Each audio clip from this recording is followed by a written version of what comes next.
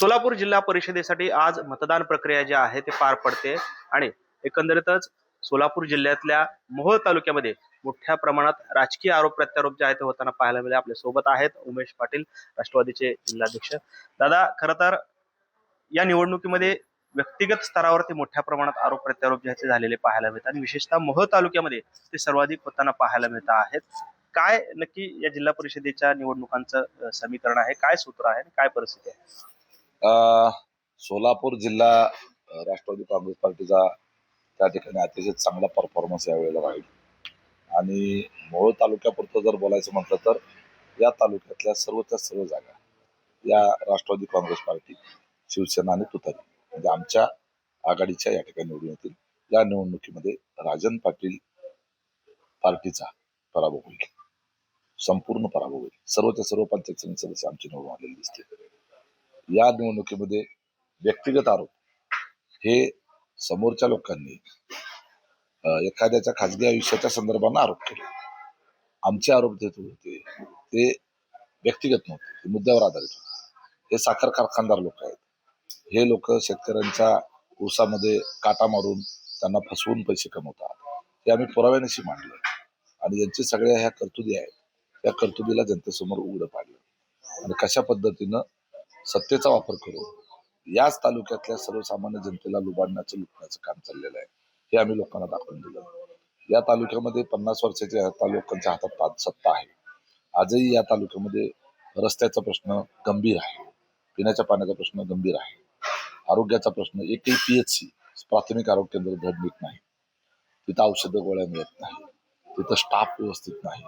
त्याचबरोबर ग्रामपंचायती आम्ही स्वच्छ भारत मिशनचा कार्यक्रम राबवतो, घराघरात शौचालय पाहिजे म्हणतो, परंतु हागणदारी मुक्त गाव असं त्या ठिकाणी हे सांगतात की 100% झालंय म्हणून.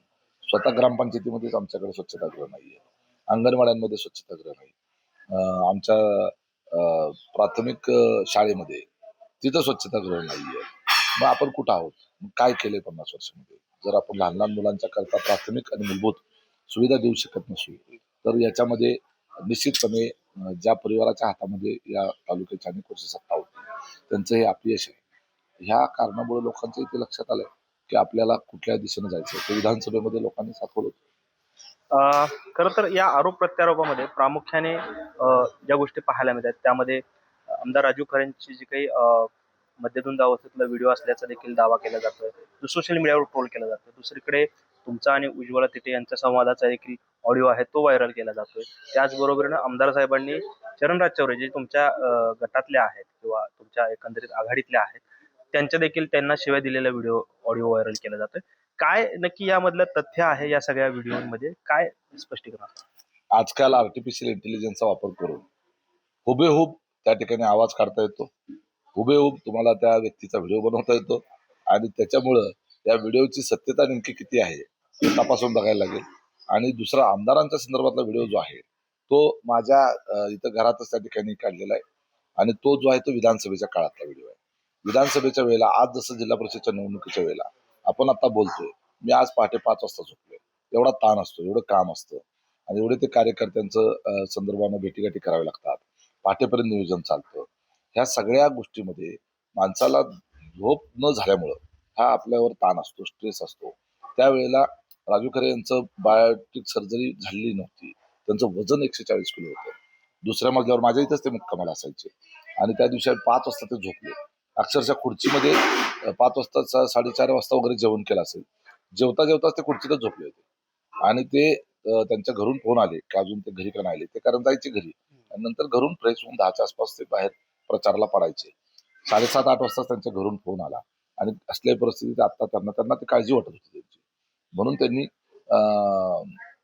आंघोळीला ते घरी जायचे. कारण जर रात्री उशीर झाला तर इथंच थांबायचे, परंतु आंघोळीला घरी जायचे. त्यांच्या त्या निवडणुकीच्या काळात 15-20 दिवस असतील इथं.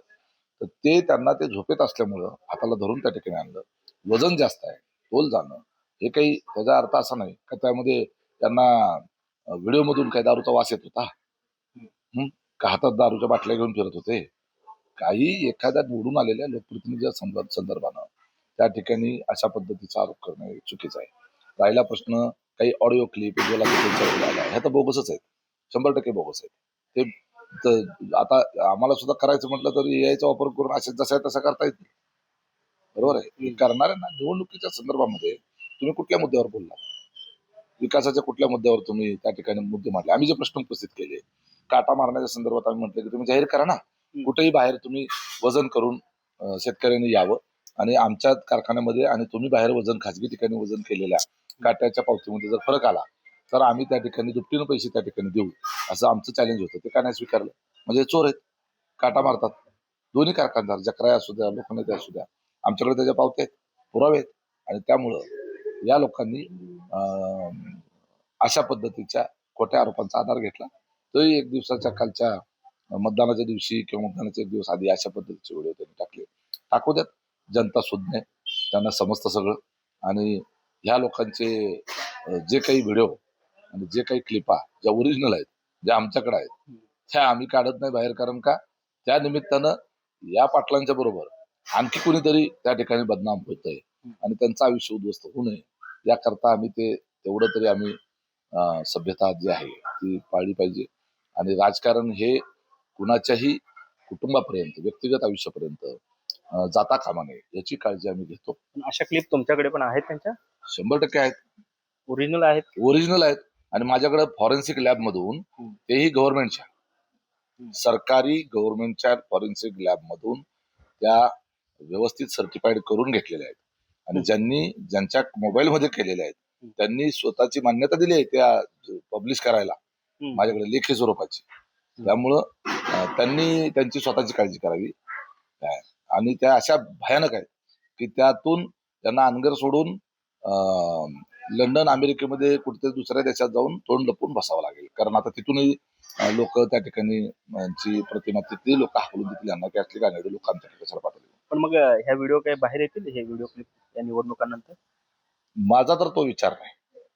पण हे असलं जर यायचा वापर करून जर खोटं नाटक जर काय करायला लागले तर आम्हाला ओरिजिनल बाहेर काढावंच लागेल. यांना कसं आहे, शेवटी निवडणुकीमध्ये, राजकारणामध्ये जशाल तसं प्रत्युत्तर द्यावं लागतं. परंतु आता अजूनही काही आम्ही डोक्यावरून आमच्या काही पाणी गेलेलं नाही. आणि याच्या असल्या क्लिपा तयार करून सर्वसामान्य जनतेला दिशाभूल करतील असं वाटत असेल तर ते तसं होणार नाही. सर्वसामान्य जनतेला रस्ते पाहिजे, लाईट पाहिजे, पाणी पाहिजे, शाळा चांगली पाहिजे, स्वच्छ पाणी पाहिजे, आरो प्लांट पाहिजे, हायमास्ट पाहिजे, शेतात जाणारे रस्ते पाहिजे, शिवरस्ते पाहिजे, गावांना जोडणारे रस्ते पाहिजे, एसटी स्टँड पाहिजे, एसटीचा आगार पाहिजे, व्यवस्थित त्यांच्या मालाला भाव पाहिजे, शेतकऱ्यांना त्या ठिकाणी चांगली बियाणं मिळाली पाहिजे, खतं त्यांना चांगली व्यवस्थित मिळाली पाहिजे. असे वेगवेगळे प्रश्न आहेत. लहान मुलांचे प्रश्न आहेत, महिलांचे प्रश्न आहेत, युवकांचे प्रश्न आहेत, त्यांना रोजगार पाहिजे, असे अनेक प्रश्न आहेत. त्या प्रश्नांवर त्या ठिकाणी निवडणुका होणं अपेक्षित आहे. हे सोडून या लोकांना जर अशा पद्धतीनंच राजकारण करायचं असेल तर तशाच पद्धतीनं त्यांना उत्तर दिलं जाऊ शकतं. जसं तुम्ही म्हणालात की तुमच्या विरोधात आता जकरायाचे सचिन जाधव आहेत आणि त्यांचं 4 महिन्यांपूर्वीचा एक व्हिडिओ त्यांनी व्हायरल केलेला आहे की तुम्ही ज्या पद्धतीने काटा मारतायत त्याचे पुरावे देणारा व्हिडिओ व्हायरल केला. त्याला काउंटर म्हणून त्यांनी 4 महिन्यापूर्वीचा एक व्हिडिओ व्हायरल केला आणि त्यामध्ये तुम्ही त्यांचं कौतुक करताय की जकराया कारखाना हे काटा मारत नाही. काय नक्की त्या बाबतीत सत्यता आहे? त्यांचा वाढदिवस होता आणि वाढदिवसाच्या निमित्तानं त्यांनी इथे एक साखर वाटपाचा कार्यक्रम ठेवला होता आणि ते त्यावेळेला आमच्या ग्रुपमध्येच होते. आम्ही त्यावेळेला त्या वाढदिवसाला त्या ठिकाणी गेल्यानंतर त्यांचं कौतुक, वाढदिवसाचा ज्याचा वाढदिवस असतो त्याचं कौतुक तर करावंच लागतं. आणि ही गोष्ट खरी आहे की माझ्या नरखेड भागातला ऊस सुद्धा आम्ही लोकनेत्याला काटा मारतात म्हणून घालत नव्हतो आणि जकरायावाला काटा मारत नसावा, कारण ते उद्योजक आहेत, ते राजकारणी नाही, ते प्युअर उद्योजक आहेत. राजकारणी लोक काय करतात, हे कारखाना चालवणारे जे आहेत ते काही परसेप्शन असतं आपलं, ते काहीतरी चुकीची कामं करतात म्हणून. आम्हाला त्यावेळेला वाटलं नव्हतं की हे असा काटा मारत असेल. ज्यावेळेला मी निवडणुकीला उभारलोय कुरुल जिल्हा परिषद गटामध्ये आणि जकराय शुगरच्या मालकच माझ्या विरोधात, हा कोट्याधीश उद्योगपती माझ्या विरोधात निवडणुकीला उभारलाय, त्यावेळेला त्या भागातल्या शेतकऱ्यांनी मला काट्याच्या संदर्भामध्ये पावत्या आणून दिल्या, काटा मारत असलेले पुरावेच दिले माझ्याकडे. माझ्या हातात पुरावे आले, मग मी आरोप सुरू केले. त्यापूर्वी नव्हते केले. माझ्याकडे ते पुरावे आहेत, आत्ताही आहेत आणि 2014 पासूनचे आहेत. ते 2026 पर्यंतचे, कालच्या महिन्यातले 19-20 तारखेच्या पण पावत्या आहेत माझ्याकडे. ट्रॅक्टर तोच, एकाच ट्रॅक्टर, म्हणजे आज गेलेलं ट्रॅक्टर उद्या गेल्यानंतर त्याचं वजन बदलतं का एका दिवसामध्ये? असं 14 सालापासून आहे. त्याच्या पावत्या आहेत माझ्याकडे. 18 मोकळ्या ट्रॅक्टरचं काल वजन 8 टन आहे आणि त्याच ट्रॅक्टरचं उद्या वजन 12 टन आहे. म्हणजे 4-4 टनाचा काटा मारतो. 4 टन म्हणजे जवळपास झाले ते पैसे. आजच्या हिशोबात जर बघितलं 12,000 रुपये होतात. 5 टन मारला, काही ठिकाणी त्या पण पावतात. तर हे जे आहे ह्या चोऱ्या ज्या वेळेला पुराव्यासहित माझ्याकडे आल्या त्यानंतर आपण आरोप केले त्यावेळेला आम्हाला माहिती नव्हतं आणि म्हणून आम्ही आमचा ऊस सुद्धा तिकडचा त्या ठिकाणी जखरायला पाठवत होतो. आम्हाला कुठं माहितीये की हा काटा मारतो म्हणून त्यावेळेला माहित नव्हतं. माहित झाल्यानंतर आरोप.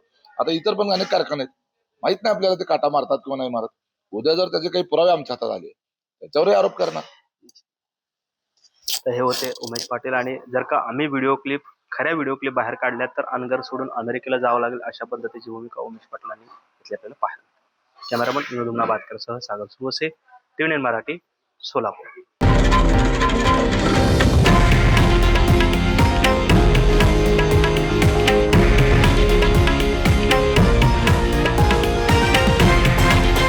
हे आहे देशातील नंबर 1 न्यूज नेटवर्क आणि आपण पाहत आहात TV9 मराठी, एकमेव.